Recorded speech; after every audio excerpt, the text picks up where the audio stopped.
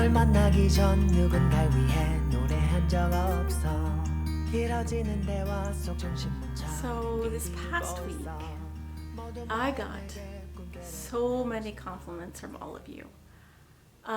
My heart was like, I'm like overwhelmed. I couldn't believe it. I was so shocked and surprised that all of you reached out to inspire me, to encourage me to keep doing what I'm doing in my little space.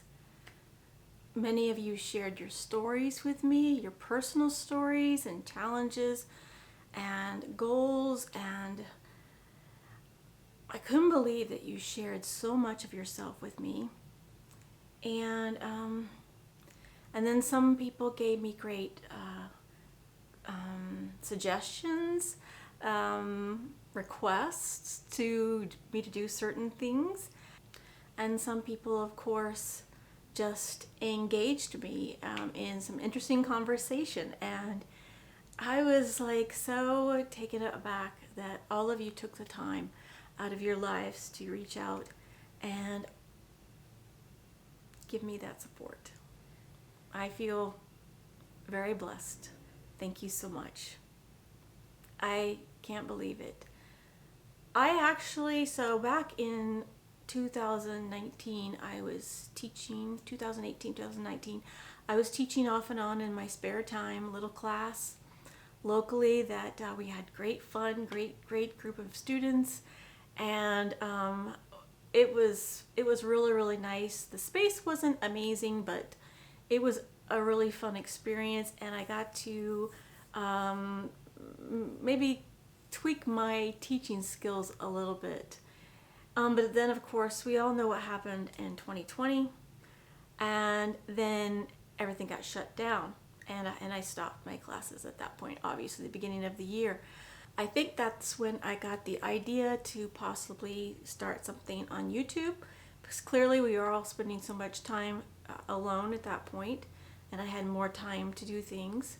So I think I started playing with that. My dog Sasha and I would go out in the woods and do some hiking and stuff. And so there's some awkward little beginnings at the beginning of this journey here on YouTube. If you went back and saw my older things, some things are still very genuine. It is, for the most part, all art related or related to my artistic journey, whether it's, and more recently, my travels to South Korea. And that's actually kind of what got me back into doing YouTube again, because I had stopped actually, because nothing that I was doing was me. I was trying all sorts of things, and I guess when you start something like this, a journey like this, that's what you're supposed to do, is test things out and see how they go. And that's what I did when nobody was looking, or not many people were looking for sure. So if you go back and you see the old stuff, you'll definitely see the awkwardness. And then there's some good stuff there. I feel there's portrait drawing that I did, but there's no sound. There's just some text, but it does show you my overall portrait process. And I did a leaf study that I thought was pretty detailed, another process-oriented thing, and then there's the hiking stuff, which I love. So there's all of that.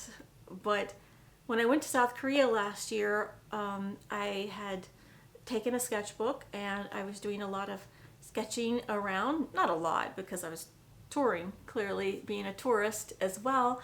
And I enjoyed that so much, just interacting with people and talking to people about my sketchbook when they asked, and just seeing Korea and trying to talk in Korean, what little bit I know. I've been studying for about a year now. And if you're curious why South Korea, it's because I'm just interested in the culture and the history of South Korea, the Joseon dynasty, the Shilla dynasty, all of that. And I really love the language. I have always loved languages and foreign films and things like that. So I just happened upon a Korean drama over a year ago and got hooked. And loved the language so much, and then I started finding out about the historical aspects of Korea. So that's what that's about. Some maintenance stuff that I want to talk to you about before we settle in on the subject of the day. I realized that I might have messed up my swatching in the video I did the time before last a bit. I think I skipped a color or something. Anyways, I hope that you will offer me some grace and open up your heart to forgiving me for any of the flaws that you see here. Lighting, sound, all that stuff. I'm trying to do the best I can. But it's kind of like, you know, back in the old times, they had the guy with the big drum on his back and a harmonica and a tambourine and like all this stuff like attached to him and cowbell and all that stuff. Yeah, that's this girl right here. It's just me. I have no one helping me whatsoever. I am the person here in front of the camera. I am the person that comes up with the ideas, the dialogue, I'm doing the filming, I'm doing the editing, IT support, graphic design, social media coordinator, whatever. It's just me doing this whole thing, so please forgive me. 죄송합니다. I'm so sorry. Another thing I want to tell you is that someone reached out and told me that the Emile Friant book has significantly gone up in price. I think I mentioned before that I believe that there was an exhibition going on at the time when I found that on Amazon, and I bought it then, and it was super reasonable at the time. And so I guess once the exhibition ended, it went up significantly.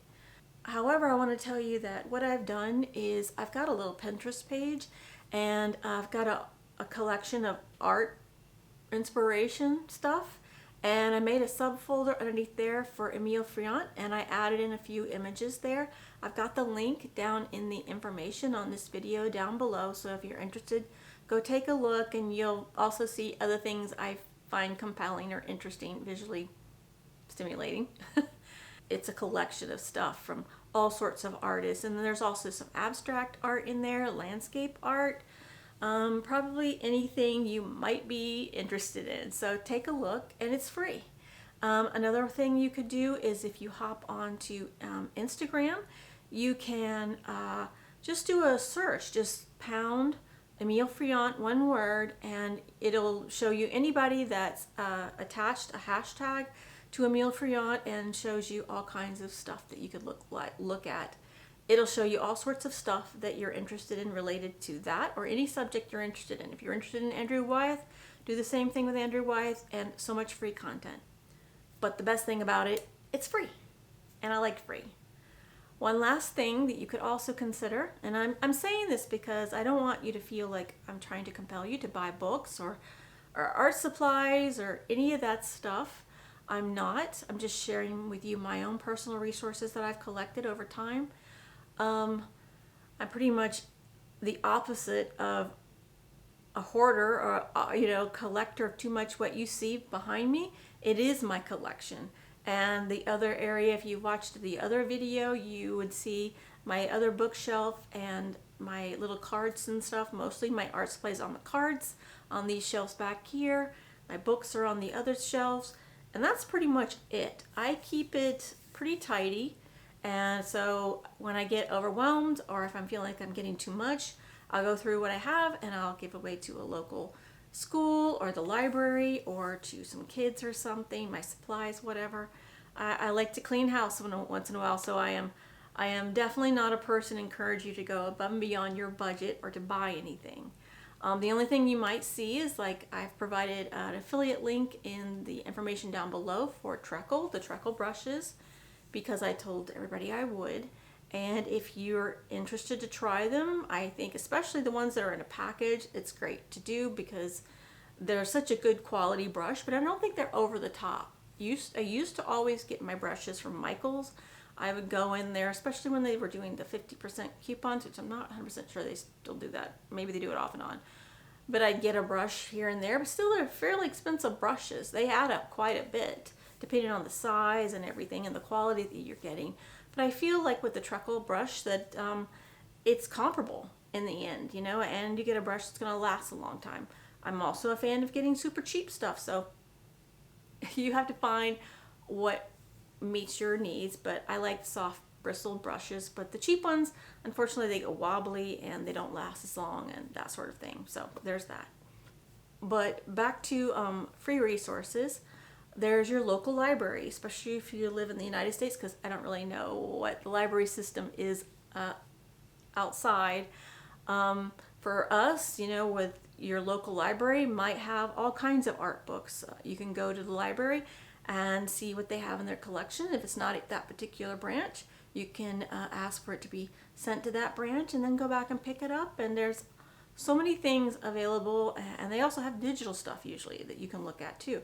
Not that always digital books for art are great, but you could read biographies on Andrew Wyeth or Van Gogh or all sorts of things. So use that as a resource as well. So there's that.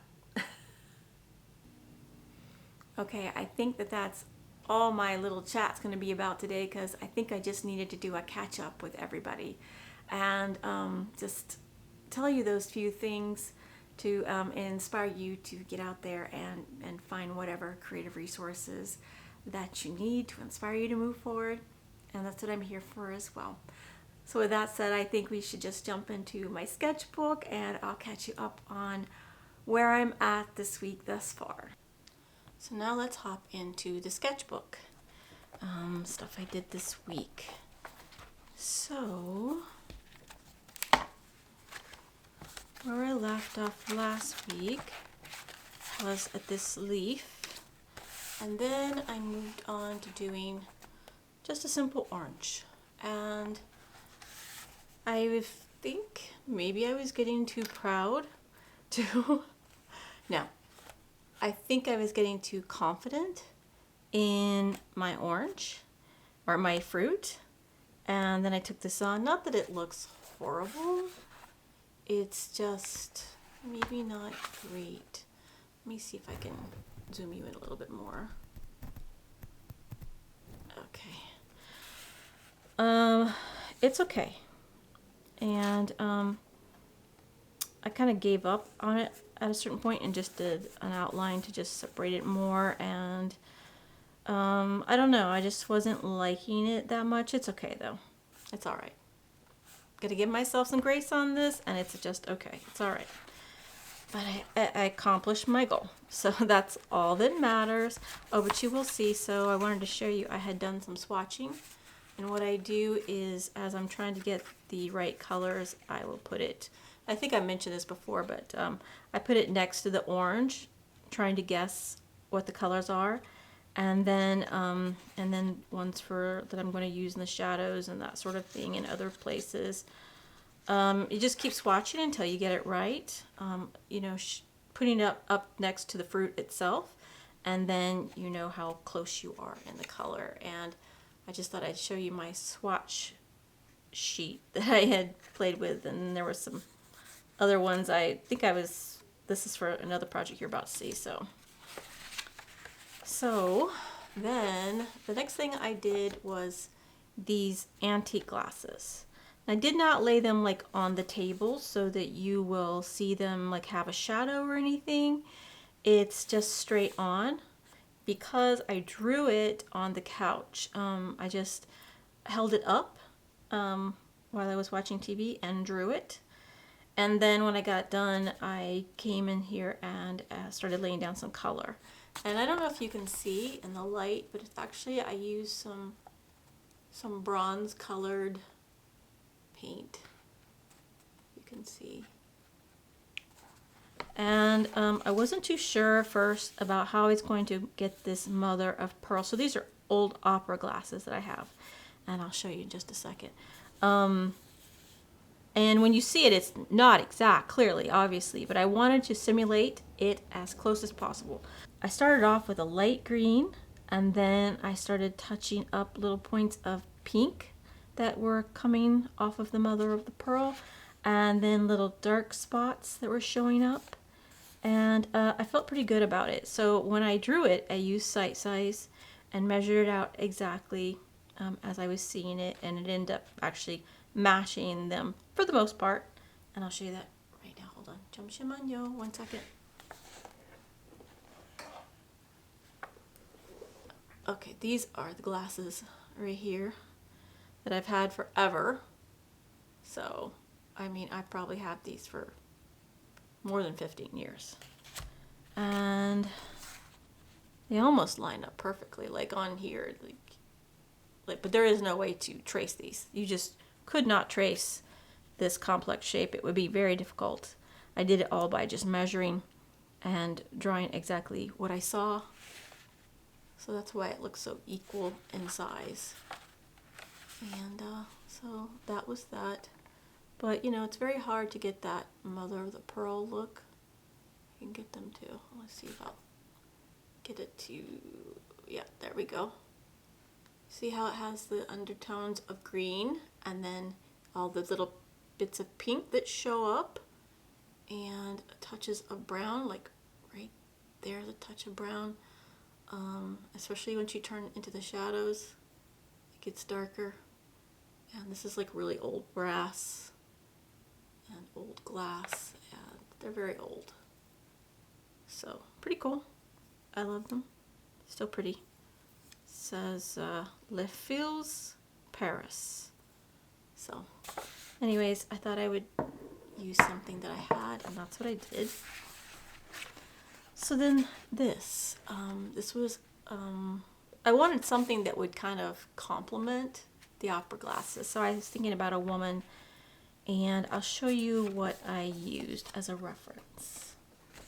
So this is Joaquin Sorolla. He's a Spanish artist, very famous, whose style is very, very similar, and his talent level is very similar to John Singer Sargent. Very close time period too, possibly, and I have not matched up the time periods, but I know it's almost the exact same time. And this was written by one of his descendants, and I will show you the page that I did. So this is a painting of his wife in oil. So I obviously wasn't duplicating oil, I was just doing watercolor. I love the backlit face, kind of backlit, where her face is in shadows, but it's being hit by light on the sides. And so I wanted to emulate that somehow without going too much into the detail. So I did this very soft attempt. I'll hold it up so you can see that same face. And I was pretty happy with the results, to be honest with you. It doesn't look exactly like her, and that's okay. I just wanted something soft and pretty, and I'm pretty happy with those results. So I just did portions of it, not the whole thing, and that's what it turned out looking like. Mrs. Sorolla's watercolor interpretation in my journal.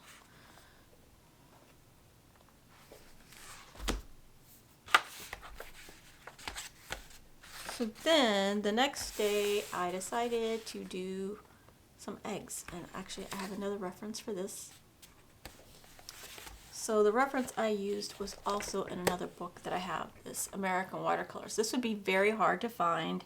So and it's also a really big awkward size, but I was just looking around for things to draw, and this is a pretty complicated watercolor. This is not a watercolor that was done in just an hour. It was a lot more complicated. Whoops, sorry. And I just kind of loosely interpreted the shape of the nest and everything, and threw in a couple of flowers, and I just wanted to have some depth to it. And so that's what I did. It's not the first nest I've done, but it's probably the first nest I've done in watercolors. So let me show you that really quick, my nest in oils. So this is a watercolor I did of a nest, and it really was just a sample that I did. Nothing too complicated. I was just playing with some leaves I found. This was a nest I found a long time ago, and these are some fake, they're not fake, they're eggs I bought. They're like quail eggs, to be honest with you. They're not real eggs. And so I painted it on just a hardboard panel, which is fine for just testing. I just gessoed it, but I did that. But I wanted to show you that in comparison to the Nest. So just a whole different medium, a lot more time taken, and having the ability to push and pull things. And you could have done that if you had more time in a watercolor like that other one, but it was extremely detailed watercolor. But this is what I did on the fly. So I decided I wanted to complement it, but I did a feather, and technically this is a raptor feather that I found. It's just a little teeny feather, and I wasn't too sure about it at first. I didn't like it initially, and this is kind of the thing about when you do your work, and especially if you get to the ugly stage, which often happens, but sometimes you get lucky and you push through and then you end up liking it. I like it now. I didn't at first. I wasn't really too happy about this tufty area, but it's when I added the darker shade of green, it really popped. And I think it started looking a little better once I did that, because it was a struggle. And I'm like, at first I thought, oh, this will be easy. This will be an easy thing to pick for tonight. Oh no, not always. And that's okay too. So then I have not technically, this is Friday for me, I have not actually drawn what I need to draw for today. So I actually have only what I created last night, which was, I was thinking about doing a drawing, just a drawing, a plain drawing in graphite, and then I didn't really like it as well, so I added some grayscale to it. So it doesn't really go along with everything else I have in here, but it's not that I dislike it. So this is T.E. Lawrence of Arabia. I've always found him as a historical person very interesting and compelling, because he, above all adversity, went out into the desert and worked with the warring Arab tribes to get them to come together and fight the Turks and the Germans in the Second World War. So that was he's a pretty amazing person, and I love the movie. I've seen it multiple times. So that's what I decided to do, and that pretty much ends this week. Sorry, I don't really have a whole lot. But the good news is, so that was number 57. Sunday will be my 60th day, and I get to have a reward. So next week, I'm going to be sharing with you my reward. I've already got my stuff ready to share with you, but I'm not going to do it this week because technically we're not there just yet. So that's all for this week in the sketchbook. Okay guys, that wraps up another week's video. Thank you so much for joining me. I hope that you will join me next week, where I'm going to be sharing my 30-day reward. I'm looking forward to that so much. And I will catch up with you then. I hope that you all have a beautiful, blessed, creative week ahead. Alright, bye. 안녕. Bye. Bye.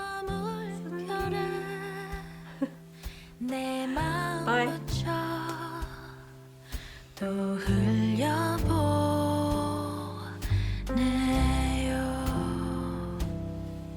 아름다운 당신의